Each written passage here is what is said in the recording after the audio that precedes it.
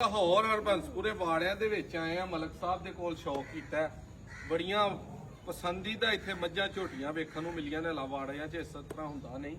ਇਹ ਵਾਲੀ ਮੱਝ ਇਹਨਾਂ ਕੋ ਵੇਖੀਏ, ਗਾਲਬਨ ਤੀਜਾ ਚੌਥਾ ਇਹਦਾ ਸੂਆ ਹੈ ਤੇ ਪੂਰਾ ਸ਼ੌਕ ਜਿਹੜਾ ਨਾ ਕਰਵਾਉਣ ਵਾਲੀ। ਅੱਗੋਂ ਇਹਨਾਂ ਨੂੰ ਪੁੱਛਨੇ ਆ ਤੇ ਦੁੱਧ ਦੀ ਰੂਟੀਨ ਕੀ ਹੈ। ਇੱਧਰ ਲਿਆ ਯਾਰ ਜ਼ਰਾ ਕੈਮਰਾ ਤੋਰਾ ਮਲਕ ਸਾਹਿਬ ਇਹਨੂੰ ਜ਼ਰਾ ਗਾਂ ਨੂੰ।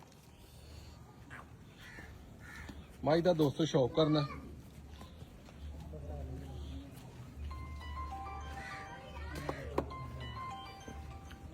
ਫੁੱਲ ਵੱਡੀ ਹਾਈਟ, ਹੱਡੀਆਂ, ਢਾਕਾਂ, ਖੁੱਡਾ, ਪੁੱਠਾ, ਥਣ, ਚੱਡਾ, ਇਹ ਹੁੰਦੀ ਜੇ ਪਹਿਚਾਨ।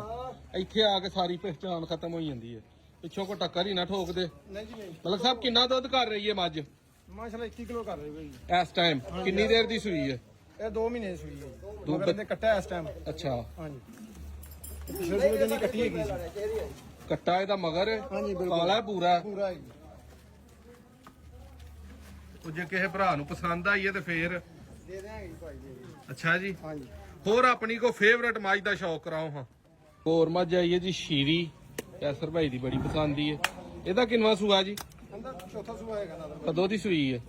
ਇਹ ਸੂਈ ਹੁਣ ਮੇਰੇ ਖਿਆਲ ਨਾਲ 7-8 ਮਹੀਨੇ ਦੀ ਸੂਈ ਹੈ। ਤੋਰੋ ਇਹਨੂੰ ਹੁਣ ਥੋੜਾ ਜਿਹਾ ਅੱਗੇ ਨੂੰ, ਇੱਧਰ ਨੂੰ ਪਰਾਂ ਨੂੰ ਬੋਲਦਾ ਇਹਨੂੰ ਮਰੋੜੋ। ਬੜੀਆਂ ਸੋਹਣੀਆਂ ਹੱਡੀਆਂ ਨੇ ਇਹਨੂੰ ਵੀ ਲੱਗੀਆਂ। ਲਿਬਾਸ ਥਾਣ ਅੱਗੋਂ ਗੱਭਾ ਨੇ। ਹਾਂਜੀ ਇੱਕ ਗੱਬਰ ਕਰਾਸ ਹੋਈ। ਇਹਦੇ ਵੀ ਕੋਈ ਕੱਟੀਆਂ ਕੁੱਟੀਆਂ ਨੇ? ਹਾਂਜੀ ਨਾਦਰ ਭਾਈ ਸ਼ੌਕ ਮਾਸ਼ਾਅੱਲਾ ਸਾਰਾ ਹੀ ਪਿਆਰਾ ਜੀ। ਇਹ ਵਾਲੀ ਮੱਝ ਇਹ ਕਬੂਤਰੀ ਹੈਗੀ ਹੈ ਸੀਰੀ ਜੇਰੇ ਵਾਲੀ ਜੀ।